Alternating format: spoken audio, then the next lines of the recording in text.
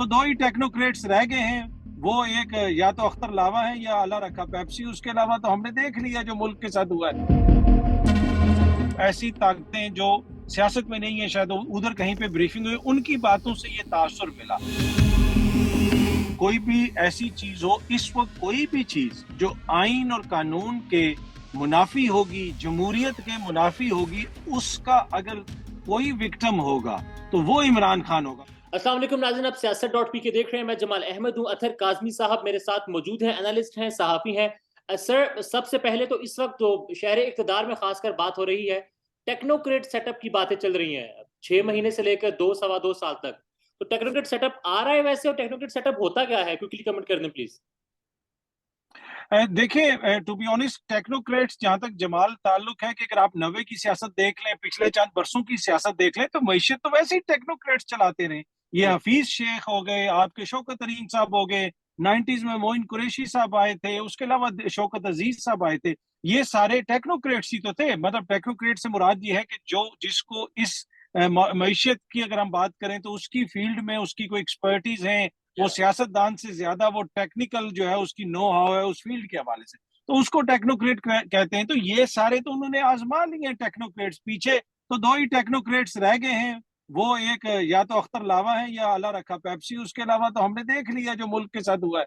तो बाकी बात जहां तक ये ताल्लुक है कि जनाब क्या टेक्नोक्रेट्स की हुकूमत आ रही है या नहीं आ रही, देखें इसमें हुआ ये है जमाल के बहुत सारे लोगों को खुशफहमी थी कि जब ये टीम आएगी तो मईशत एकदम से पीक करेगी, ऊपर की तरफ जाएगी। हमें खुशखबरियां सुनाई गई कि जी स्टॉक एक्सचेंज ऊपर चला गया है, डॉलर नीचे आ गया है, हुकूमत तब्दील हो गई है, लेकिन वो सब कुछ मटीरियलाइज नहीं हुआ। और जब इसहाक डार साहब के हवाले चीजें की गई, उसके बाद इस जो बयानिया है या सोच है, इसमें तकवीयत आई कि जनाब ये तो मसला हल नहीं हो रहा।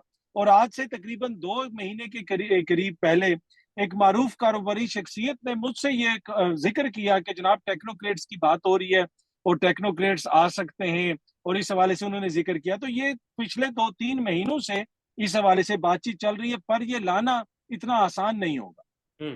और अब अगर टेक्नोक्रेट्स की हुकूमत आ जाती तो क्या वो जमहूरियत की नाकामी नहीं है? हमारे जो सियासतदान है उनकी नाकामी नहीं होगी? देखिए, यकीनन ऑब्वियसली अगर आप देख लें भारत की इकोनॉमी, वहां पे कोई टेक्नोक्रेट्स तो नहीं चलाते। देखिए वैसे तो टेक्नोक्रेट्स कोई कोई बुरा वर्ड नहीं है। अगर कोई टेक्नोक्रेट है, उसकी एक्सपर्टीज है, वो पाकिस्तान के काम आ सकता है तो जरूर है। लेकिन जो फैसले हैं ना जमाल, जिस तरह आपने जिक्र किया, वो जमहूरियत में सियासतदानों को करने पड़ते हैं, और सियासतदान मुख्तलिफ चीजों को देख के करते हैं। वैसे तो कंप्यूटर भी बहुत इंटेलिजेंट होता है, लेकिन कंप्यूटर के ऊपर एक इंसान का होना बहुत जरूरी है। इसी तरह आप यही समझ लें कि जितनी भी पॉलिसीज बनती हैं जो जमूर से रिलेटेड होती हैं, उसमें टेक्नोक्रेट्स की एक्सपर्टीज तो चाहिए, लेकिन वो जो दिल है ना, टेक्नोक्रेट अगर दिमाग है तो दिल वो सियासतदान होता है जो मुख्तलिफ चीजों को देख के फैसला करता है। तो मेरे ख्याल में नाकामी तो ये यकीनन होगी, और ना ही इससे कोई बेहतरी आएगी। अच्छा, ये टेक्नोक्रेट्स लाना कौन चाह रहा है? काफी ये पीएमएलएन के जो लोग हैं वो भी कह रहे हैं कि हम नहीं सपोर्ट करते। खान साहब की जमात भी कह रही है। कल मैं कादर मंदोखेल खान जो है उनको सुन रहा था, पीपल्स पार्टी से ताल्लुक है, वो भी इसकी नफी कर रहे हैं। वो कहते हैं हम किसी भी टेक्नोक्रेट सेटअप को सपोर्ट नहीं करेंगे। तो फिर टेक्नोक्रेट सेटअप की बातें जो हो रही हैं, गैर सियासी कुव्वतें इस हवाले से बात कर रही हैं। देखिए, शबर जैदी साहब ने काशिफ अब्बासी साहब को एक इंटरव्यू दिया, और उसमें उन्होंने बिल्कुल वाज़ेह अल्फाज में कहा कि मेरी मुलाकात हुई है, ब्रीफिंग भी दी गई है, और हमने कहा है। तो लगता तो ऐसे ही है कि कई ऐसी ताकतें जो सियासत में नहीं है, शायद उधर कहीं पे ब्रीफिंग हुई, उनकी बातों से ये तासुर मिला। क्या मेरे पास कोई ऐसा फर्स्ट हैंड नॉलेज है? टू बी ऑनेस्ट, मेरे पास ऐसा फर्स्ट हैंड नॉलेज तो नहीं है। लेकिन शबर जैदी साहब एक मोतबर शख्सियत है, कौमी टीवी के ऊपर बैठ के अगर वो इस तरह की बात कर रहे हैं तो फिर उसके ऊपर बहस तो चलेगी। अब ये जहां तक ये ताल्लुक है कि इससे फायदा किसको होगा, देखें हो सकता है कि पीपल्स पार्टी और नून लीग इसको ना लाना चाहते हो, लेकिन मौजूदा मौजूदा हालात में उनको सूट करता है कि एक तवील मुद्दती निगरान सेटअप आए। इसलिए कि इस वक्त जो हालात हैं, इलेक्शंस की जो सिचुएशन है, उनमें पता है इनको कि इनको शिकस्त होगी। तो ये तो चाहते हैं कि हमारे ऊपर से ब्लेम हटे। अगर कोई निगरान सेटअप आ जाता है, वो बेशक टेक्नोक्रेट्स का नहीं होता, वैसे आ जाता है, और उसको किसी तरीके से उसको तूल दिया जा सकता है, तो वो इनको सियासी फायदा पहुंचेगा। और इसी वजह से ये आइडिया भी फ्लोट किया गया इनके अंदर, उसमें जिसे आप कह सकते हैं चाम या कशिश ये है कि हमारे ऊपर जो ब्लेम अभी आ रहा है, सारी जो महंगाई है, मुल्क के अंदर जो गवर्नेंस है, उससे हम बच सकेंगे। तो ये इनको इससे कोई ज्यादा तकलीफ नहीं होगी। और ये सब कुछ तभी होगा जब इस्टेब्लिशमेंट का रोल होगा। इस्टेब्लिशमेंट के रोल के अलावा ये सब कुछ नहीं हो सकता। तो आप क्या देख रहे हैं इस्टेब्लिशमेंट का रोल इस वक्त मौजूदा हालात में? देखिए, ऑब्वियसली पाकिस्तान के अंदर और दुनिया भर में एस्टेब्लिशमेंट का एक रोल होता है। ये नहीं हो सकता कि एस्टेब्लिशमेंट लाताल्लुक होकर खड़ी हो जाए। जब आपकी मईशत तबाह होगी तो ये इदारे वैसे तो नहीं चलते। पाकिस्तान का दिफा है, पाकिस्तान के दीगर इदारे हैं, उन सब की तनख्वाहें देनी है तो वो मईशत से ही चलेगी। जब मईशत की हालत ये हो जमाल, कि हमने तो ये बताया गया था ना कि देखिए पिछली हुकूमत ने मईशत तबाह कर दी, अनाड़ी थे, तजर्बाकार आए। इसी हुकूमत का इकोनॉमिक सर्वे है और उसके मुताबिक पिछले दौरे हुकूमत में 6% शराय तरक्की थी। अब आप जाके इनसे पूछ लें इस वक्त क्या तरक्की, शराय तरक्की क्या है। इस वक्त तो सारी काबीना हमें रोज ये बताती है, जनाब आप फिक्र ना करें, हम दिवालिया नहीं होंगे। भाई हम दिवालिया की बात नहीं, हम बात ये है कि मुल्क आगे किस तरफ जा रहा है, तो चीजें तो इनसे नहीं संभाली जा रही। अब इस सारे मामले में अब क्योंकि टेक्नोक्रेट्स की बात जब से मार्केट में आई है, इस्तीफों असम्बलियों की तहलील की जो बात है वो पीछे रह चुकी है। ना पंजाब की तहलील के हवाले पंजाब असम्बली, ना फिर केपी असम्बली। तो इस वक्त पीटीआई कहाँ पर स्टैंड कर रही है? देखिए, ऑब्वियसली पीटीआई को तो ये सूट नहीं करता कोई भी ऐसी चीज हो। इस वक्त कोई भी चीज जो आइन और कानून के मुनाफी होगी, जमहूरियत के मुनाफी होगी, उसका अगर कोई विक्टिम होगा तो वो इमरान खान होगा। बहुत सारे लोग कह रहे थे कि जी इमरान खान सिस्टम को उलट देगा, इमरान खान इस्लामाबाद पे चढ़ाई कर देगा। मेरा एक कंसिस्टेंट मौकिफ है कि अगर किसी को सबसे ज्यादा नुकसान इस वक्त होगा, अगर जमहूरी अमल में कोई रखना आता है, तो वो इमरान खान लाइक और इटसेल्फ। उनकी जमात को। हाँ, इसलिए कि उनको तो पता है कि अगर इलेक्शंस होंगे तो हम जीत जाएंगे। तो मेरे ख्याल में वो जो है ना, पीटीआई की यही कोशिश होगी कि ऐसी कोई चीज ना हो।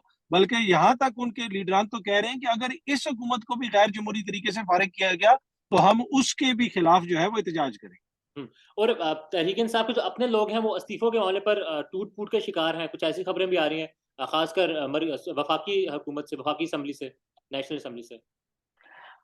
देखिए, ये वो कह रहे हैं जी कुछ लोग हैं वो इस्तीफा नहीं देना चाहते, तो भाई वो लोग किधर हैं? खान साहब ने खैबर पख्तूनख्वा में किसी जेल में बंद किए हुए हैं या उनको किसी रस्सियों से बांधा हुआ है यूगोस्लाविया में? वो बंदे सामने आ जाए। जमाल, आप मुझे ढूंढ लेते हैं, हर सियासतदान को ढूंढ लेते हैं, सियासत डॉट पीके वाले हर जगह पे जाके माइक सामने रख देते हैं। हाँ भाई, तो आप भी ढूंढ बता दें मुझे कि किधर है, आपने वो बंदे देखे? तो ये तो बातें ही हैं सारी के जनाब, वो इस तरह के बंदे अगर हैं तो स्पीकर साहब बता दें जनाब कि ये बंदे हैं, इनके मैंने इस्तीफे मंजूर नहीं कर। सर लास्ट क्वेश्चन, काफ लीग के साथ सीट एडजस्टमेंट के हवाले से बात हो रही है। इख्तलाफ भी कुछ सामने आया, मगर फिर मोने साहिब साहब ने कहा कि कोई मसला नहीं है। पीटीआई के अंदर भी कुछ इख्तलाफात हैं सीट एडजस्टमेंट के हवाले से। अगर सीट एडजस्टमेंट हो जाती है और ज्यादा सीट्स काफ लीग को मिल जाती हैं, तो तहरीक इंसाफ को नुकसान होगा इसका? देखिए, इमरान खान के बारे में बहुत सारे लोग कह रहे हैं जब से उनकी हुकूमत खत्म हुई है कि खान ने ये गलती कर दी, खान साहब ने वो गलती कर दी, खान साहब ने वो ये गलती कर दी। खान साहब ने मेरी नजर में अभी तक कोई भी ऐसी गलती नहीं की है जिसकी उनको सियासी कीमत अदा करनी पड़ी हो। हर गलती के या सही या जो भी उसके नतीजे में उनकी पॉपुलैरिटी में इजाफा हुआ, वो सियासी बयानियां कंट्रोल कर रहे हैं। लेकिन अगर खान साहब कोई गलती करेंगे तो वो ये वाली गलती होगी, इसलिए कि काफ लीग बड़े मोतबर हैं, बड़े अच्छे हैं, हो सकता है मुझे जाती तौर पे पसंद हो। लेकिन खान साहब जो अपना उनका वोटर सपोर्टर है उसको उन्होंने एक नैरेटिव बेचा है, एक बयानिया बताया है कि मैं स्टेटस को के खिलाफ, मैं उन ताकतों के खिलाफ, मैं उन सब के खिलाफ सियासत कर रहा हूं और मैं एक तब्दीली लाना चाहता हूँ। या क्या उस तब्दीली का चेहरा फिर वो चौधरी परवेज इलाही साहब होंगे जो ये कहते हैं कि बाजवा साहब के हवाले से अगर किसी ने बात की तो मुझे गुस्सा चढ़ जाता है, मैं ये बर्दाश्त नहीं करूंगा। स्टैब्लिशमेंट तो बिल्कुल बड़ी जबरदस्त है, यकीनन जबरदस्त होगी, ठीक है, वो चौधरी साहब की अपनी सियासत है। लेकिन क्या खान साहब का वोटर सपोर्टर जो है इन लोगों को जाके वोट देगा फिर इस बयानिया के ऊपर? और दूसरी बात, अगर खान साहब इनको 25-30 सीटें दे देते हैं तो ये तो बाजवा साहब के, अगर खान साहब ने तनकीद की और चौधरी साहब नाराज हो गए, कल खान साहब किसी और पे तनकीद करें हुकूमत में होते हुए, ये नाराज होकर उठ के कहीं और चले जाएंगे, तो ये तो मसलसल सियासी ब्लैकमेलिंग होती रहेगी। तो मेरे ख्याल में ये अगर खान साहब ने इनके साथ सीट एडजस्टमेंट की तो सियासी तौर पे वो खान साहब की सबसे बड़ी गलती होगी मौजूदा हालात के तनाजुर में। चलें, एक कमेंट बस कर दें देन वी क्लोज के, कब जा रही है मौजूदा हुकूमत और कब आ रहा निगरान सेटअप?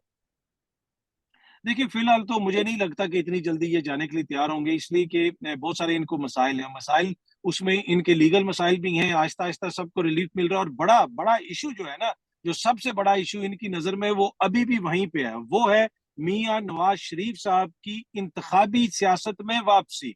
उसका कोई तरीकाकार निकालने की कोशिश की जा रही है, जब तक वो नहीं निकलता मुझे ये हुकूमत कहीं जाती हुई नजर नहीं आती। Sir thank you so much for time sir.